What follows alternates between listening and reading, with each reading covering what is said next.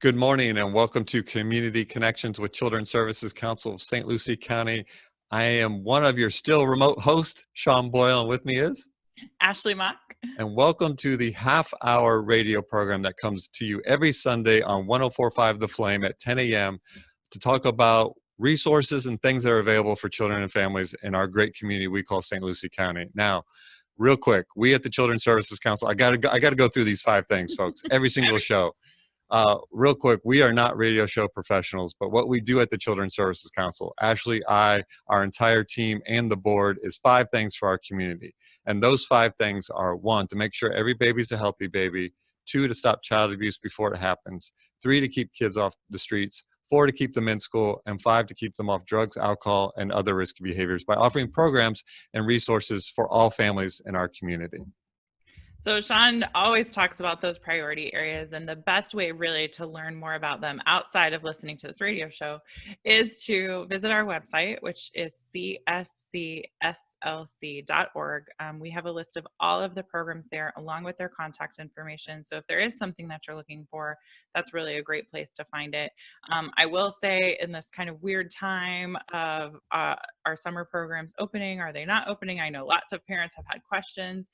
We do have a list of our summer programs that we're participating with this summer.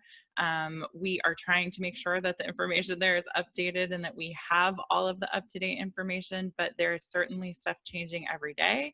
So if there's a program, location, or topic that you're interested in, I would just encourage you to get the contact information and call the program directly, because there's stuff changing all the time, and we're trying to keep up with it, but we can't do it all. So contacting them directly is a really good way. I know most of them are actually getting ready to open in the next couple of weeks if they aren't serving kids already. So that's a good list to find on our website.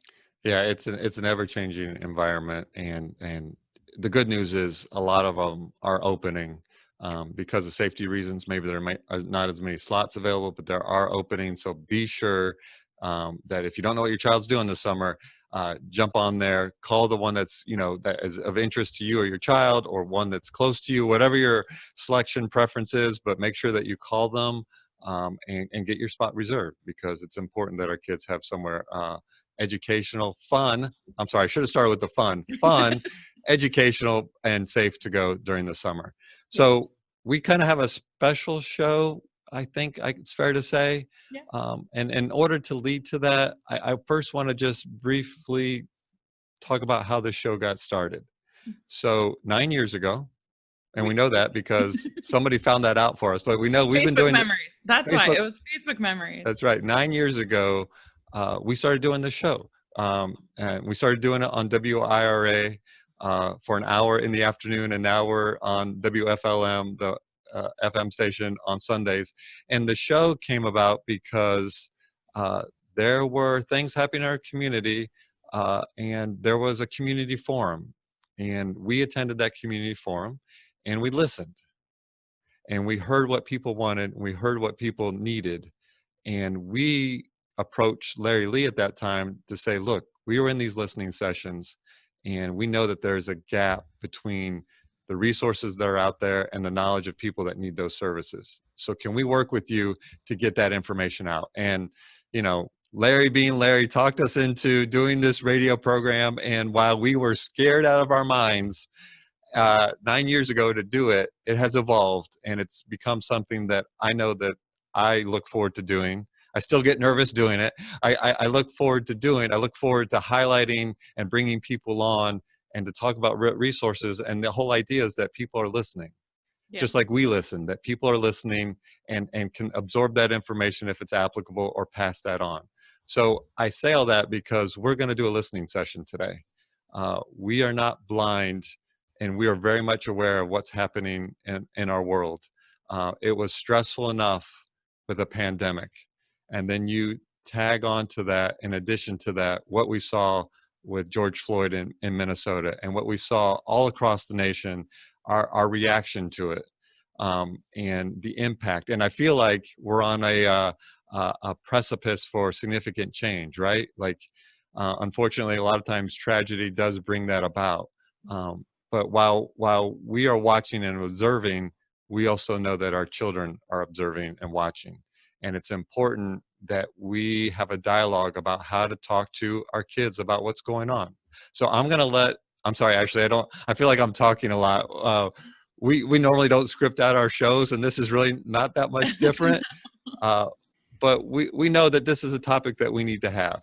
And we're grateful to have a platform to do it. And we think that this is just one of many conversations that we can have.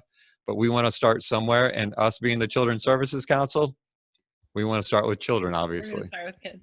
And so while you let them in, I'll just say too, so the two people that were bringing into the room, I think when Sean and I talked about who we wanted to have this conversation with, I think they were really two people that it was probably the only people that really came to mind at first. And I think we are really lucky in our community that we have people that are doing work like this, that are starting conversations like this, that we have the opportunity to talk to them and learn from them and share their expertise with everybody. So I'm really excited about getting this conversation started. I don't know if Sean mentioned, we've said this many times as we've talked about it, this is not going to be the only conversation that we have about it, for sure. But we think this is a good place to start. And we hope that as you listen and as we continue this conversation, that we can kind of move forward together and figure out what our role is and how everyone can kind of put us on the right path. So I know they're watching us talk about them. I'm going to talk about them a little bit more. So we at the Children's Services Council, if you've watched the show or if you know what we do and who we are in the business of improving the lives of children. And oftentimes to do that, you have to meet families where they're at and you have to listen to them. And a lot of the families that we serve are voiceless or don't have a strong voice until we go and our partners or us go and interact with them. And it's our responsibility to listen. It's our responsibility to give them a voice. And it's our responsibility to get them whatever it is that they need. And sometimes that may include removing a barrier and a systematic barrier.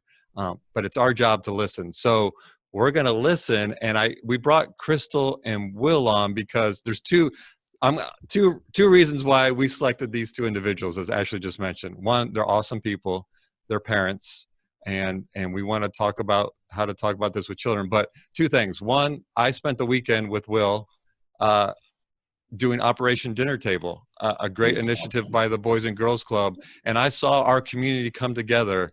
Like, it was amazing. It was truly inspiring and amazing. And then I came home and saw what was happening all across America over the weekend. And I think I've talked to Will more than my wife during this pandemic, and she may be a little bit jealous, but I feel like he and I have a strong relationship to have this honest conversation.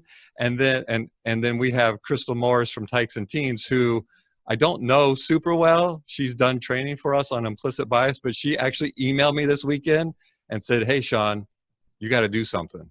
And I appreciated that. And I'm not going to express all of our conversation, but I was vulnerable with her and I was honest with her and told her, I don't even know where to start, like, and help me. And she agreed to help. So we have with us today, and we want you to introduce yourselves way better than what we are.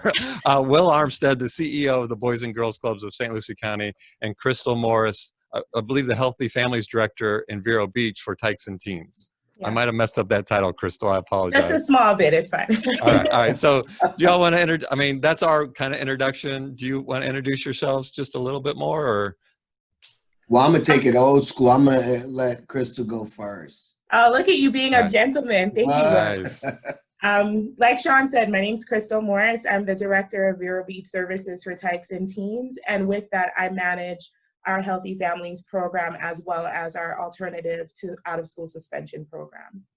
I do a lot of trainings in the community, and the big one is on implicit bias. Right. I kept it short. Yeah, that's good. That's good. And the implicit bias training is phenomenal. I know we did it with our team. And if you have the opportunity, contact her. She's a phenomenal trainer. Will, you're from the Boys and Girls Club. If somebody's watching and don't know who you are, I can't help them on that. It's an issue. But you're a father. You're from the Bronx. You said the Bronx? Yeah, you're from the Bronx, right? You see Oh that? no, See, Sean, see, that's where you and I are gonna like not be friends. wrong borough. I'm from Brooklyn, Oh, brother. Brooklyn, my bad, Brooklyn, my bad. I'm so And sorry. before the show, you said I needed to be good, and you start off telling me wrong. You know, I think I'm gonna be bad now. yeah. All right, my bad, my bad.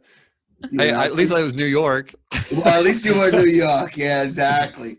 Well, I'm glad you said it that way. And first of all, I admire all of you that are on the screen. And Crystal, we've become, I'm gonna say, friends over the last year because you've done so many wonderful things for not just the kids that we serve, but my staff. And that's been awesome. What I like, the thing that you said, Sean, right out the gate, I'm a man and I'm a father first, so before you put titles of CEO and all those other things, I'm a human, I'm a man, I raise kids, and I'm looking forward to this conversation because I don't think we're ever going to go backwards from here, but I'm never going to fake to be the expert at some of the dialogue. But that's why we're going to have people like Crystal and other folks that's their specialty. I know one thing is I love our country. I love our state. I love our community. I believe we have one of the best communities out there. What happened this Saturday? It wasn't just happening in just in that one location. It was happening across the entire county. And there was so many people involved in it. And I've rewatched the tape of that dinner table, Operation Dinner Table, a lot of times already because I was just so impressed to have young and older, I'm not going to say old, right? Black and white and retired and people who've lost their jobs, people who have good jobs, people in the political arena, people in the nonprofit arena. So, we've proven that we can make change and we can do some really cool things. But I'm looking forward to this dialogue. All right. So unfortunately, and I apologize, by the way, about the Bronx Brooklyn thing. I started before we went in about how even before every radio show I get nervous. So I do this stuff all the time, Will. So let's just jump right into it because it's only a half hour and Yes. I'm looking at the clock. And honestly, the reason why we're all here too is we're all parents and of children of different ages. So in light of everything that's going on, I'm just going to put it out there. How do we talk? I mean, our kids are seeing this, watching this, even if we think that they're not, kids observe everything.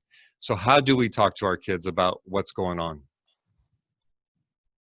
I think we have an open conversation. It's comfortable to say we don't see color and we raise kids to not see color. But as I talk in my trainings, when you ignore my color, you ignore my rich cultural background. I'm a very proud Jamaican, and that's tied to my color. I have a wealth of experiences that I've lived through, and it's associated with my color. And we need to have kids being fully aware that you can see all of that and still be kind and loving. But we're seeing the issues that we're having because a lot of those conversations, we ignore the elephant in the room. So have an open and honest dialogue that's age appropriate. So if you're talking to your 2 and 3 year old toddlers, it's, hey, what do you see different with this one? What do you see different with that one? Can you be nice with everyone? Does everyone deserve to have that fair, equal treatment? Yes, we can be nice and we can be friendly. And with your older ones, you have those more serious questions, but you also you expose them to everything and allow them to ask you questions and then you answer it. The best way to talk to your kids, though, it's modeling for them what you would have them do. They listen to 7% of what we say. So those articulate speeches that we create, if they're not backed by our direct body language and our behaviors, our attitudes, they pick up on all the stuff we're not saying more than the stuff we do say. It's funny. I have older kids. One's a teenager and one's a young adult. And you said they listen to 7%? Is that what you said? Yeah. Eh. Makes you feel good as a parent, right? Yeah. Well, I was gonna say some days I feel like 7%'s a little high. Oh. I'm not gonna lie. So so like this weekend when we turn on the TV and it's nonstop coming at you, do you have any advice for and we're having this conversation because we know that there's parents and grandparents that listen and watch this show, and we want to be responsive. Everybody wants to be part of positive change. So how do you, if you click on the TV and you see, our media is fantastic at highlighting the extremes, right? So when they're talking and showing businesses that are getting broken into, how do you reframe that conversation to kind of center in on what the real issues are? So I'm glad you said it that way. The media is very effective at creating clickbait. That's If their you business show model. Yeah, it is. And it keeps people coming back, whether you're going to put a post that says you're bigoted and all of that, or you're going to put a post like, see, this is why we're doing it. You're going to click. They're going to generate that constant those constant views and ratings. So for parents, it's one, understanding that that TV has that beautiful button that says power. When you Right. click it, it shuts off. So you have control of it. But also identifying your primes. We are primed to feel and to think, and then we're going to respond based on those thoughts and feelings. So if I see that all you're showing me is the burning buildings, but you're not showing me protesters that are walking up to police officers, handing out bottles of water, if you're not showing me both sides, I now, as an informed viewer of your program, I have the right and I have the ability to say, this is not what I'm going to view, and I can control the narrative. So it's while you're sitting with your children and you're watching this, you want them to see the extremes, but you want to find a way to bring them back to the middle ground. The same way we can say only a small percentage of this force or this group is bad, we want to also say only a small percentage of what you're seeing on TV is reflective of the greater group. So we don't want that small percent to taint what's happening. It's not what's wrong with what we're seeing, it's what happened that caused what we're seeing to be present. That's the reframe, not necessarily focusing on the negatives, but focusing on why those things are happening in the first place. Well, if I could just jump in on that, I know the one thing that we do with our kids, as you guys know, we adopted 2 boys, and we're restarting this whole raising kids again, and they have their own experience, especially the older one.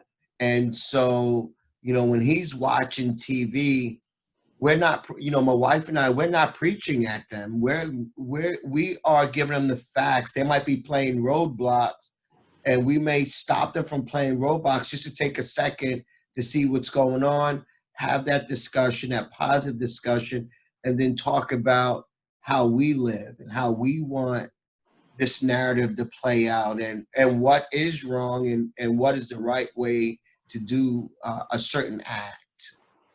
I know, Will, one of the things that I saw on Facebook that you posted was you expressed, I don't want to steal it from you, but your oldest son wants to be a police officer. Yes. And you had a conversation with them about that. Can I put you on the spot, and can you kind of just recap that?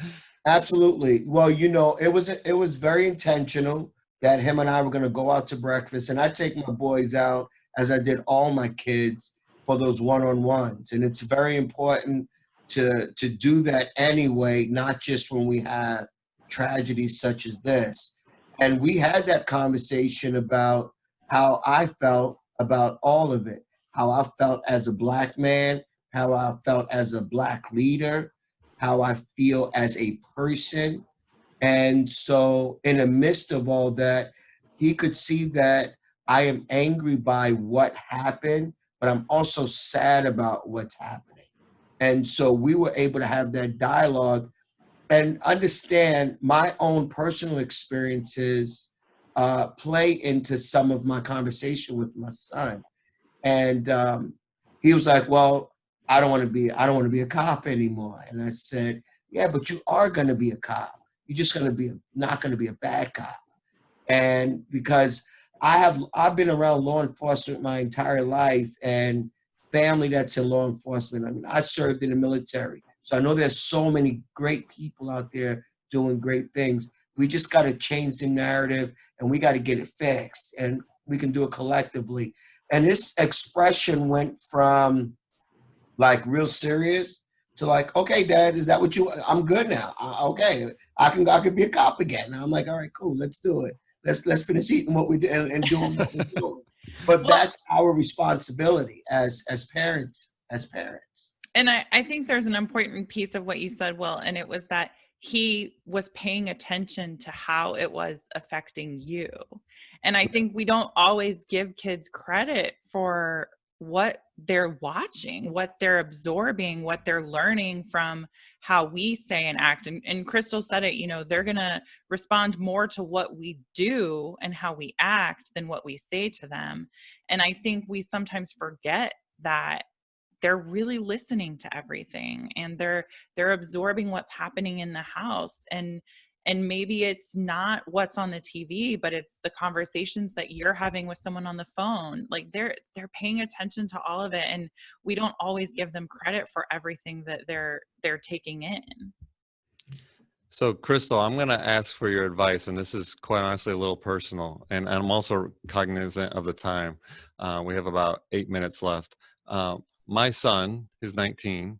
He's very social justice active, and he, like every morning when he woke up, he was like shaking. He's so angry and upset, and he doesn't know how to place that anger, and he doesn't know what to do. So, and I talked to him, and and this sounds silly, but I showed him, because kids sometimes they'll listen to other adults, but they won't listen to their parents. Like it sinks in a little bit better. So you're gonna laugh at me, but I showed him a clip from a David Chappelle special where he talks about Emmett Till, and what that meant in history. While it was a horrific event, he described it as it was jet fuel for the engine for the civil rights movement. So I told him, I said, this could be jet fuel for change and equity and justice. But I'm just curious, and that's just me fumbling my way through as a parent over the weekend. I'm just curious, we talked about the younger kids, but for the teenagers that want to do something, and I think this is great because we can get them active. Do you have any advice for them? I love the fact that you went straight to Dave Chappelle. I think this is a narrative that's been in Black entertainment for years. I saw a snippet of Family Matters yesterday where Eddie came home and told Carl about being pulled over and how. So all of this, none of this is new. The first publication that talks about this in the Black community came out in 1829. It was the Appeal by David Walker. And in that, he was a free Black man sending out this message to slaves at that time to empower themselves, to get knowledge, to seek knowledge, and from that, do what you must to empower yourself, to liberate yourself. But in order for him to be successful, he couldn't do it by himself, and he had white counterparts to help.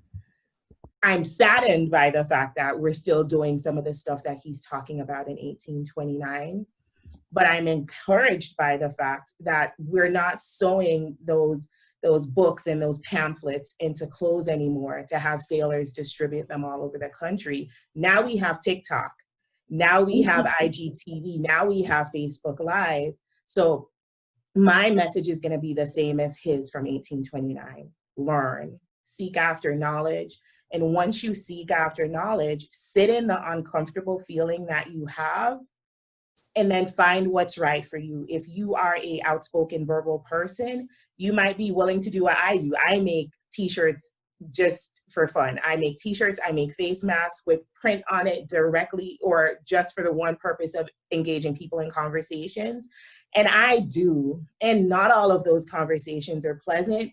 And my intention is never to change mindsets. It's just to start the conversation so that you have more awareness. So if that's something that he's into, do it that way. If being behind the camera and posting a video is what he's into, do it. If going into another culture and learning about what's good and what's not so good and how you can do something to show that you are for their equality and for whatever his strength is, play to his strength. We're not recreating the wheel. We all have a God-given gift and talent, and that's all you have to do is use that gift and talent in that way. But I love the fact that I'm seeing this movement. When I have my oldest is 9, and I took her to the peaceful protest in Stewart last weekend, and I love the fact that one, it was organized. One of the organizers was a 15-year-old student from Martin. But two, I love that she got to see that it wasn't a Black issue. One of the first things she said to me was, everyone is here, mommy. Like, yes, because this isn't a Black versus white. This is a Black and white versus racism. This is a Black and white versus oppression. So we all sit together in this and we all work to do something for it. So whatever his strength is, and for people listening, whatever your strength is, whatever your gift and your talent is, you were created for such a time as this to use that gifting, to use that talent, to do something, to cause people to think and to cause people to change. My fear in all of this is that this movement is a trending thing and it is all over everyone's feed. But when the next thing that comes up that distracts us, takes us away, is this still going to be something that we talk about? Is this going to be something that we still think is so unfair that we black out our screens on Tuesdays? I hope that it is something that lasts longer than a 60-day impact.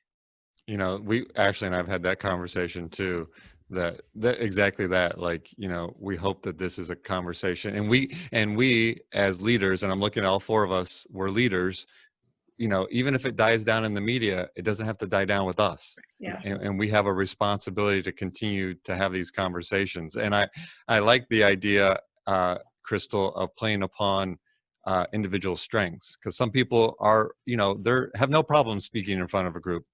Other people aren't built that way, but they may be more comfortable filming or coming up with a message, or quite honestly, just educating themselves. Yeah. And don't allow people to, another fear that I have in this season is gaslighting. Don't allow anyone to gaslight you in a feeling that you have to do it in this prescribed way for your voice to be heard.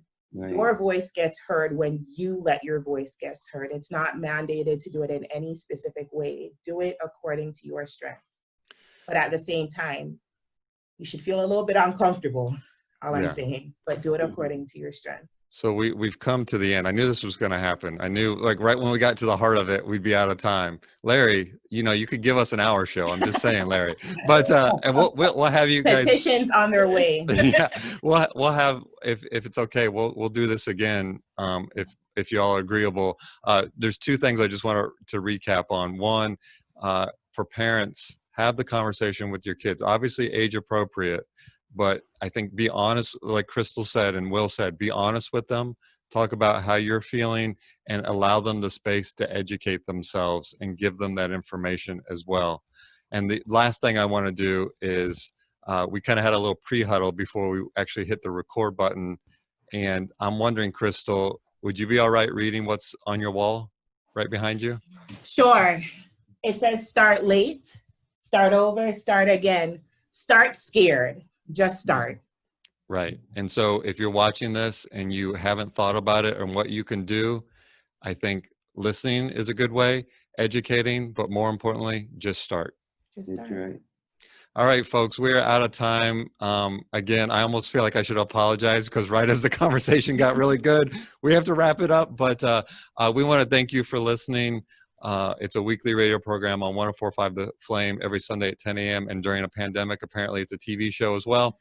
But we're going to have more conversations.